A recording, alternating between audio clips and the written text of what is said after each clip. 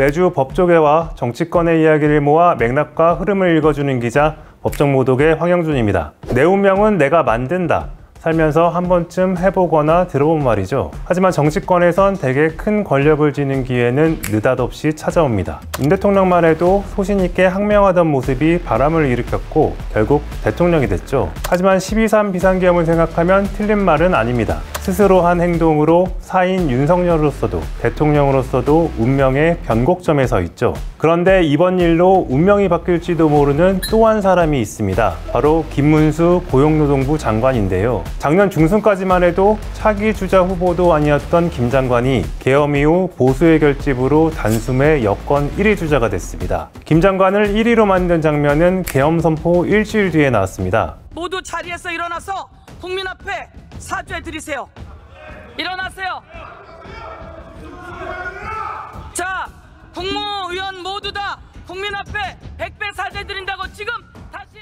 야당 의원의 비상계엄 사과 요구에 다른 국무위원들이 허리를 숙일 때 김 장관 혼자 꼿꼿하게 앉아 고개를 숙이지 않은 모습이 결정타가 된 것 같습니다. 그의 태도에 보수 국렬 지지층은 환호했고 조기 대선 출마에 뚜렷한 반응을 보이지 않았던 김 장관도 꿈인가 생시인가 하던 쪽에서 나가볼까 쪽으로 굳혀가는 것 같습니다. 이른바 아스팔트 우파 정치인으로 한동안 중앙 정치와 멀어졌던 김 장관을 다시 중앙으로 데려온 사람은 바로 윤 대통령입니다. 대통령직 속의 노사정 대화기구인 경제사회노동위원회 위원장으로 임명했고 이어 고용노동부 장관으로 기용했습니다. 지금은 강성우파의 대표 인사지만 대학 시절부터 노동운동을 했고 6월 항쟁의 불씨가 됐던 인천 5.3 민주항쟁에도 뛰어들었던 인물입니다.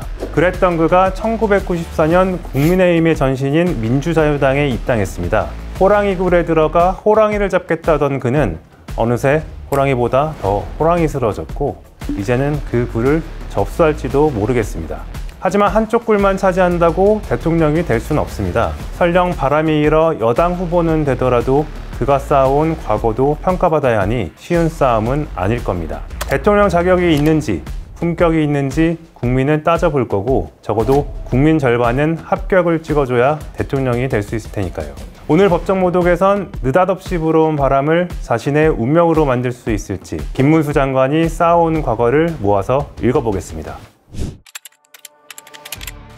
7, 80년대 전설이었던 노동운동계 투사 김문수 장관의 반항화 기질은 일찌감치 드러났습니다. 고등학교 3학년 때 삼선 개헌을 반대하는 경북고 학생들의 거리 시위를 주도해 무기정학을 받았죠. 다행히 2주 만에 징계가 풀려 서울대 상대에 입학할 수 있었지만 공부보단 운동권 동아리 활동에 더 큰 관심을 가졌습니다. 선배들과 함께 했던 용두동 판잣집 생활은 비참한 현실을 개선해야 한다는 사회의식을 한층 강하게 했고 1970년에 일어난 공장 노동자 전태일의 분신 사건으로 더 큰 영향을 받습니다. 그리고 이듬해 선배 김근태 의장이 제안한 공화를 계기로 현장 노동운동가로 변신합니다. 같이 노동운동을 했던 심상정 전 의원은 당시 김 장관은 전설이었고 운동권의 황태자였다고 평가하기도 했는데요. 강경 노동운동가인 김 장관에게 변화가 생긴 건 직선제 개헌투쟁을 주도한 혐의로 2년 6개월간 복역할 때인 듯합니다. 냉정한 시간을 보내면서 투쟁만으론 노동 현장의 개혁을 이끌어내기 어렵다고 생각한 것 같습니다. 그리고 1990년 실제로 정당을 창당합니다. 이우재, 장기표, 이재호 등과 함께 민중당이란 진보정당을 열었지만 결과는 정당 득표율 미달, 2년 만에 해산이었죠. 그렇게 현실 정치에서 물러나 택시 운전을 하던 김 장관은 파격 행보에 나섭니다. 바로 보수정당인 민주자유당 입당입니다. 총재를 맡고 있던 김영삼 당시 대통령의 권유였고 김 장관의 이 선택은 언론에서도 앞다퉈 다룰 정도로 뜻밖의 행보였습니다. 그의 입당을 두고 당에선 사상을 의심했고 운동권에선 변절자로 손가락질을 받았지만 김 장관은 이럴 수 있는 곳으로 들어가기 위한 최선의 선택이었다고 말했죠. 1996년 신한국당 후보로 경기 부천 소사에 출마한 김 장관은 드디어 제도권 안으로 들어가게 됩니다. 새정치국민회의 김대중 당시 총재의 측근인 박지원 후보를 누르고요. 이때만 해도 나름 개혁적인 성향을 유지했고 결시가동 지원 예산에 앞장서면서 김결식이란 별명도 얻었습니다. 신한국당의 노동법 날치기에 가담은 했지만 양심적 반성도 할 줄 알았고요. 하지만 16대 이후 보수적인 색채가 점차 드러나고 반노동적인 발언도 나오기 시작했습니다. 하지만 정치인으로선 내리 3선 의원, 최초의 재선 경기지사가 되면서 행정가적 자질도 평가받게 되죠. 택시기사로 일해봤던 김 장관은 특히나 교통정책에 관심이 많았습니다. 수도권 광역급행철도의 최초 제안도 김 장관이었고요. 경기도 순환버스나 환승 할인이 적용된 수도권 통합요금제 도입도 그의 업적입니다. 대권과도의 문은 열렸고 지방선거에 또 출마해도 3선 당선은 어렵지 않아 보였죠. 하지만 더 이상 지사로서 할 일은 없다며 당의 만류에도 불출마에 쐐기를 박았습니다. 당시 김 장관은 대선의 뜻이 있었습니다. 뜻을 이루기 위해선 변방이 아닌 중앙으로 무대를 옮겨야 한다고 본 거죠. 당시 새누리당은 2016년 총선 공천권이 달린 당권을 놓고 친박과 비박이 눈치 싸움 중이었습니다. 결론적으로 김 장관이 전대에 출마하진 않았지만 이 결정은 그의 정치사를 통틀어 본다면 생각보다 아픈 결과로 이어집니다. 저는 대구 수성갑에 뼈를 묻어야 되겠습니다. 그리고 저는 이제 나이도 있고 많이 정치 경험이 있기 때문에 대구 수성갑이 저의 마지막 지역구입니다. 20년 가까이 의원으로 도지사로 있던 그는 다시 보수특별혁신위원장을 맡아 당 활동에 나섰습니다. 그리고 20대 총선을 1년쯤 앞두고 부쩍 대구를 자주 찾았죠. 대구 수성갑 이양구 의원이 불출마를 선언하면서 보수의 심장 TK에 빈자리가 생겼거든요. 당시 대권을 바라는 김 장관에겐 큰 고민이 있었습니다. 경북 영천에서 나고 자랐는데 TK 지지가 약하다는 거죠. 본디 노동운동가 출신인 그는 탈당 한 번도 한 적이 없지만 보수 진골로 평가받지 못했고 특별한 계파도 만들지 못했습니다. 그런데다 정치 기반은 부천을 비롯해 경기 수도권이었고요. 보수 정당의 후보라면 TK의 지지가 필수 불가결한 일이니 2017년 대선을 위해서 꼭 얻어야만 하는 지지였습니다. 마음도 정하고 뼈를 묻을 각오도 했지만 문제는 시선이었습니다. 정치 체급만 보면 중량급 이상인데 험지는 못 갈 망정 안방만 차지하려 한다는 지적이었죠. 대구가 험질한 김 장관의 말이 엄살일 수도 있지만 당시 민주당 김부겸 후보의 기세가 만만치 않은 것도 사실이었습니다. 김부겸 후보는 한나라당에 있다 민주당으로 넘어갔지만 TK 출신이고 2011년부터 대구로 내려와 공을 들이고 있었죠. 19대 총선과 6회 지방선거에선 40% 넘게 득표했고요. 어쨌든 둘의 승부는 37% 대 62%, 김 장관의 완벽한 패배였습니다. 보수의 심장인 대구에 31년 만에 민주당 계열의 깃발이 꽂히는 대이변에 김 장관이 공을 세운 셈이었죠. 이 패배는 굉장히 아팠고 대권 주자로서의 평가도 곤두박질치기 시작했습니다. 당시 패배의 원인은 100% 김 장관 탓만은 아니었습니다. 전임자인 이양구 의원은 지역구를 제대로 정리하지 않고 떠났고 공관위원장으로 일명 옥새 들고 나르샤 같은 공천 파동과 비박 학살의 원인을 제공하기도 했죠. 거기다 김 장관은 경기지사 시절 내내 수도권 규제 완화를 줄기차게 주장했고 제조업 중심의 대구 민심은 그에게 우호적이지 않았습니다. 또 2012년 당 대선 경선 당시 박근혜 후보를 향한 수위 높았던 발언들 역시 적지 않은 영향이 있었겠죠. 어쨌든 대구에서의 패배는 큰 상처였던 것 같습니다. 2016년 말 벌어진 국정농단 사태 때 김 장관의 행동을 보면요. 사건 초기만 해도 탄핵과 출당 파편에 섰던 그가 3개월 만에 탄핵 기각, 태극기 집회 참석으로 돌연 입장을 바꿨습니다. 차기 대선 주자 중 처음으로 탄핵 기각을 주장했죠. 갑작스런 그의 입장 변화를 두고 텃밭 대구에서의 낙선으로 좁아진 입지에 대한 조바심이란 분석이 나왔습니다. 이 반탄 행동 덕분인지 2018년 자유한국당 서울시장 후보가 되고 나름 당에서 존재감을 발휘할 수 있었습니다. 하지만 21대 총선이 다가올 때쯤 당은 탄핵정당, 극우 면모를 지우기 위한 작업을 시작합니다. 극단 보수 발언을 막고 태극기 집회 참석도 선을 그었죠. 반면 김 장관은 태극기 세력을 중심으로 정치권을 개편해야 한다며 우클릭을 가속화했고 탈당 후 자유통일당 창당, 기독 자유통일당 입당 등 아스팔트 우파의 길을 갑니다. 노동운동을 하던 시절엔 제도권으로 들어가기 위해 보수정당을 택했지만 그 중심에서 밀려나자 다시 제도권 밖으로 이탈해버린 겁니다. 너무 많은 의원님들 함께해 주셔서 감사합니다.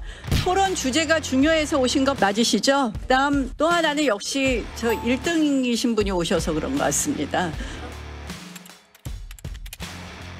그때 당보다 아스팔트를 택한 그의 선택이 지금 여론조사를 보면 본인에게 나쁘지 않은 결과가 된 것 같습니다. 국민의힘 당적도 없는 김 장관이 여당 차기 주자 1위로 이제 빛을 발휘하고 있으니까요. 국민의힘의 대선 경선 후보를 뽑는 최종 룰은 민심 50%, 당심 50%입니다. 지난주 한국갤럽 여론조사에서 김 장관이 얻은 국민의힘 지지층의 지지는 27%로 적지 않은 숫자입니다. 반대로 이야기하자면 안전한 숫자도 아니죠. 의견 유보가 35%나 됩니다. 탄핵을 반대하거나 다음 대선에서 여당 후보가 당선되길 바라는 쪽에서도 35% 넘게 마음을 정하지 못하고 있는 거죠. 이 지점이 김 장관에게 숙제인 겁니다. 삼선 의원과 재선 도지사를 지낸 경험이 있고 개인 비리 의혹도 없는 정치인이지만 그동안 그가 쌓아온 말과 행동이 대통령의 자격과는 거리가 좀 있어 보이기 때문입니다. 대통령은 아무리 작은 소리라도 국민의 목소리라면 들으려는 노력이 필요하다고 봅니다. 하지만 그동안 김 장관의 문제 발언들을 본다면 지나치게 공격적이거나 고통마저 정치적 문제로 치부할 때도 많았습니다. 도지사입니다 사건이 걷잡을 수 없는 갑질 논란으로 번진 것도 아마 그런 이유였을 겁니다. 나는 도지사 김문수입니다. 여보세요? 예, 소방서입니다. 말씀하십시오. 도지사 김문수입니다. 경기도지사 김문수입니다. 예, 무슨 일 때문에요? 이름이 누구요? 무슨 일 때문에 전화 오신 건데요? 이름이 누구냐는데 왜 말을 안 해? 아니 지금 내가 도지사라는데 지금 그게 안 들려요? 이 통화 후 도지사 전화도 소홀히 받는데 시민 전화는 어떻겠냐며 경위 파악을 지시했고 소방관들은 징계를 받은 게 알려졌습니다. 김 장관은 자신이 의도하지 않은 결과였다며 두 소방관을 원대 복귀시켰지만 논란이 커지기엔 충분했죠. 대통령 자격으로 본다면 한쪽 시각만을 진실로 여기는 역사관이나 다수의 국민 정서에 반하는 주장 역시 대한민국을 대표하기엔 적절해 보이지 않고요. 2019년엔 자유한국당이 주최한 공수처법 등을 저지하는 규탄대회에 참석한 뒤 국회 난입행동에 동참한 전력도 있습니다. 대한민국을 이루는 근간 중 하나인 국회를 향해 서슴없이 폭력행위를 했다는 게 과연 다시 삼권분립 정신을 훼손하지 않는다고 믿을 수 있을지 미리 걱정이 되는 부분이죠. 무엇보다 정광훈 목사나 극렬 지지층과 거리를 두지 못한 것도 우려되는 지점 중 하나고요. 확장성 면에서 본다면 올드한 이미지도 단점으로 꼽힙니다. 1951년생인 김 장관은 꼰대 이미지가 강한 홍준표 대구시장보다 3살이나 많습니다. 현직 대통령보다 9살이 많고 1973년생인 한동훈 전 대표는 아들뻘입니다. 세대교체 바람이 부는 다음 대선에서 언더73과 오버73의 싸움이 된다면 노익장이 얼마나 효과를 낼지 의문이긴 합니다. 국민의힘 내부를 취재해보면 김문수 장관이 실제 여당 대선 후보가 될 거라고 생각하는 의원들이 아직 많지는 않은 것 같습니다. 하지만 자신의 선명성으로 단숨에 여권주자 1위가 된 김 장관이 기회가 오면 대선에 뛰어들지 않을 이유는 없어 보입니다. 강성 지지층에게 비치는 윤 대통령 영향력은 여전하고 대통령이 점 찍었다는 차기 후보 땡땡땡이 김 장관일 가능성도 아예 배제할 수는 없습니다. 조기 대선이 열린다면 그래도 이재명은 안 된다는 슬로건을 내걸고 중도층을 확보해야 하는 국민의힘에서 이런 부분이 골칫거리가 될 수도 있습니다. 여론조사 1위 후보를 임의로 컷오프할 수도 없을 것이고 그렇다고 갑자기 룰을 바꿔 민심 비중을 더 올린다면 지지층의 반발도 감수해야 하니까요. 지난주 토요일 윤석열 대통령이 52일 만에 석방됐습니다.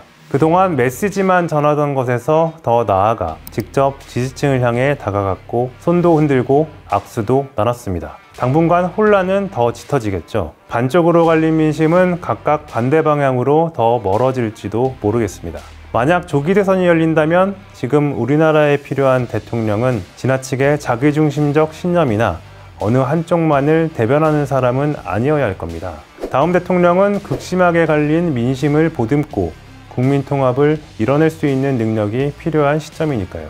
김문수 장관이 걸어온 길은 늘 한쪽이었습니다. 소수가 열광하는 쪽이었던 것 같습니다.